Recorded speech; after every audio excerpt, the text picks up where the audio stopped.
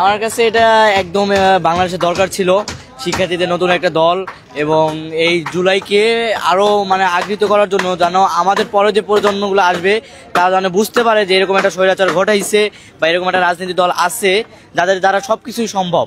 হ্যাঁ, যে মানে যে দলের দ্বারা সবকিছু সম্ভব তারা সবকিছু করতে পারে। হ্যাঁ, বাস আমরা এটা খুবই আশাতে অনেক খুশি। হ্যাঁ, এবং এটা যেন ভবিষ্যতে আরও এগিয়ে যায়।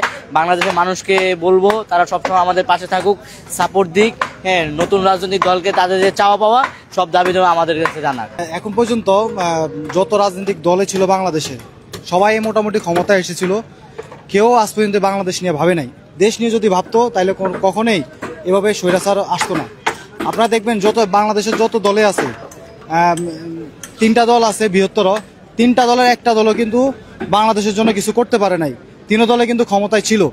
তো এখন আমরা যেহেতু ছাত্র এবং জনতা নতুন একটি বাংলাদেশের বিনির্মাণ করতে চাচ্ছে, সেহেতু নতুন একটি রাজনৈতিক দল প্রয়োজন আমাদের। সে প্রয়োজনের তাগিদেই আমরা আগামীকালকে নতুন রাজনৈতিক দল প্রকাশ করার আমরা ব্যবস্থা করতেছি ইনশাল্লাহ। এই স্বৈরশাসক মুক্ত দেশ এখন আমাদের বিনির্মাণ করার জন্য আমাদের একটি শক্তিশালী রাষ্ট্র কাঠামো দরকার। সেই শক্তিশালী রাষ্ট্র কাঠামোর জন্য আমাদের একটি শক্তিশালী রাজনৈতিক দরকার, যেখানে জন আকাঙ্ক্ষা ছাত্র জনতার ব্যানারে ছাত্র জনতার কথা বলবে, ন্যায্যতার কথা বলবে, ন্যায্যতার ভিত্তিতে দেশ পরিচালনা করবে। সেই ভিত্তিতে আমাদের যে রাজনৈতিক দল আসছে এর জন্য আমি মানে অত্যন্ত খুশি, এবং হচ্ছে যে অত্যন্ত খুশি মানে যা ভাষায় প্রকাশ করার মতো না। তাই আমি মানে সকল দেশবাসীর কাছে আহ্বান জানাবো যেন 5ই আগস্টের মতো আমাদের এই কালকের কর্মসূচিতে 28শে ফেব্রুয়ারি সকলে মিলে স্বতঃস্ফূর্ত ছাত্র জনতার ব্যানারে যেন এই রাজনৈতিক দলে অংশগ্রহণ করে, এই রাজনৈতিক দলকে যেন সফল করে আগামীর বাংলাদেশে এই রাজনৈতিক দলে হবে আমাদের আগামীর ভবিষ্যৎ। দেখেন, ছাত্র আন্দোলনটা যদি না হতো তাহলে আজকে এই দেশ 5ই আগস্টে কিন্তু স্বাধীন হতো না। তো সেই সুবাদে আমি মনে করি ছাত্র আন্দোলন থেকে শুরু করে আজকে এই পর্যন্ত এখন যে আমরা জাতীয় নাগরিক পার্টি, এই বিষয়টা আসলে আমার কাছে অত্যন্ত গুরুত্বপূর্ণ মনে হয়, এবং আমি মনে করি ইনশাল্লাহ আগামী দিন আমাদের এই আন্দোলন সাথে সাথে আমাদের এই দলও স্বয়ংসম্পন্ন হবে ইনশাল্লাহ।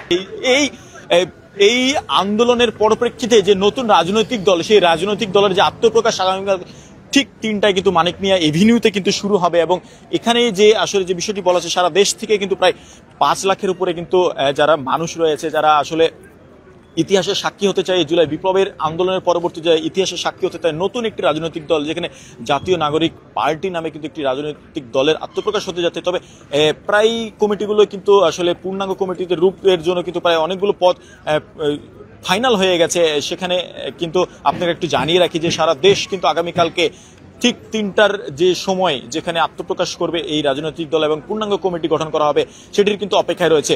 এই ছিল দর্শক আসলে আমার কাছে এখন পর্যন্ত মানিক মিয়া এভিনিউ থেকে সর্বশেষ পরবর্তী সংবাদ দেখার জন্য বাংলাদেশের খবরের সাথেই থাকুন।